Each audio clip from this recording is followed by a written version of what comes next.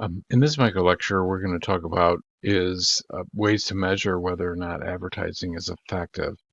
And it really depends on the advertising we're doing, the types of advertising we're doing, and what we're hoping to accomplish with it.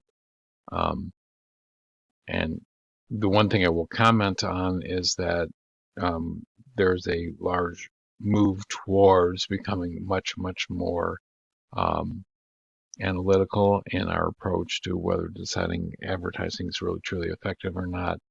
So some of the things I'm going to talk about are regularly practiced, but are soon to be replaced by more comprehensive approaches. Okay. So when we evaluate advertising, we have to think about what we were trying to accomplish with it. So cognitive ads, as we talked about, um, are really designed around building awareness and knowledge about our brand, which is not surprising that we'd want to do that with a new brand because people don't really know who we are. So we really want to understand whether or not our message is really getting through on that level, and people are becoming aware um, of our brand and what we're trying to do. So there are several things that are done here. One of them is a day after recall test. So we would allow people to have watched ads in a very specific um, order, and then ask them if they remember what they saw from the day before. This types of testing has been around for a long time, and it's just a way to try to measure whether or not our message actually got across. There's another type of testing we can do that would be recognition tests. When you can't remember any more ads, ask, do you remember seeing the particular ad that you did? Um, these are done in very many different ways, but it's just a way for us to say, do we have any recall factor in terms of our advertising, whether the message connected with our target market or not. Um, and then we can talk about just ex- exposure, as we know full well that multiple messages um, are the thought is that it'll help us recognize and recall the message itself. Not surprisingly, uh, we do recall the particular advertising, whether we want to or not, because they're like, oh yeah, I've seen that. I've seen it many times, right? And it kind of makes you think that you aren't very familiar with the message. Okay. Affective ads, I'm saying that in a way that is not exactly the way we pronounce that, but affect is to create some kind of an image or preference around our brand. We can do concept testing, and a lot of times, and I've done these things before, where we do multiple focus groups and try to get a sense of whether or not the message was came across to the focus group and what they saw and what did they consider to be noise and things that were not part of the ad that they predominantly notice. So it helps us develop how the messaging is done and exactly in what manner it's done. Um, it's kind of an interesting thing to do too, and they're usually pretty telling. You usually get some pretty good results from it. So you're trying to measure people's results, the consumer or the target market's responses to an ad, brand, etc. And we try to evaluate what those are. And there's many methods of doing that. Effective ads also was where we would do copy testing.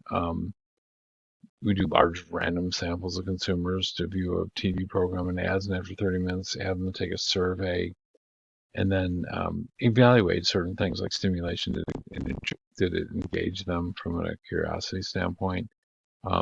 Did they understand the information? Was it useful and credible?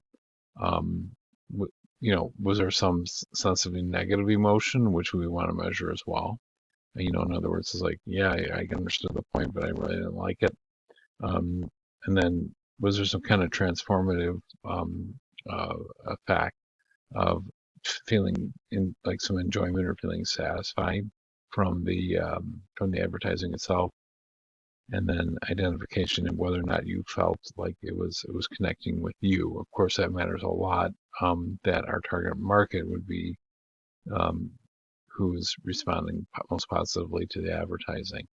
It is truly amazing to watch these things in act. You're saying, like, you might think like to yourself, well, this doesn't really matter that much. It's like, but it does, and it's actually very interesting to see the differences between different messaging and how it's being how the target market is looking at it. Okay.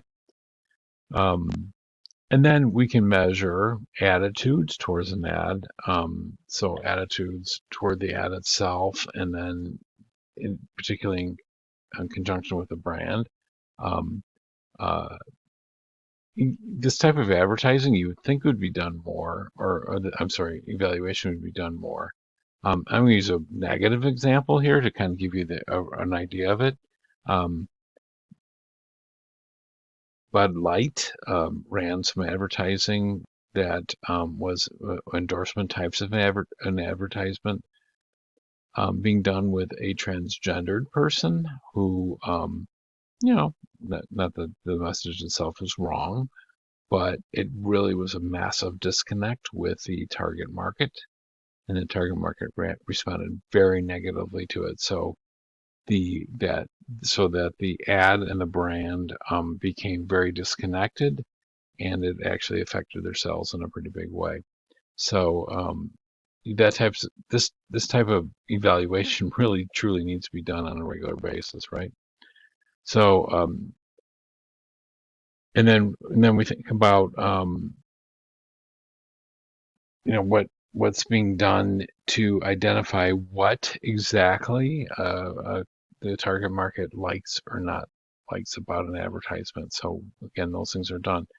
Um, I can recall, and just as a side note, eliminating the use of a particular model because that model, the model or the person or the actor, was not connecting with the target market and was looked at negatively. So surprising how clear it was, and we can discontinue the use of that approach to the promotional messaging.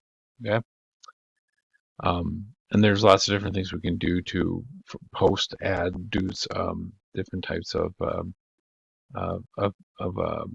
questions about whether or not it connected, and put it in relationship to other ads as well. So there's lots of things you can do to measure the effectiveness of advertising. This is just a handful of them. There's many, many more. But ultimately, you want to know that you're making a positive impact on your messaging through the advertising that you're doing. And you have to gain some kind of measurement as to whether or not it's actually achieving what you want to achieve or not. If you have any questions about this, please let me know, and I will be happy to answer them. And we're going to leave this go till next week when we talk about how we think about channels and ways in the various means that we're going to get our message out to our consumer.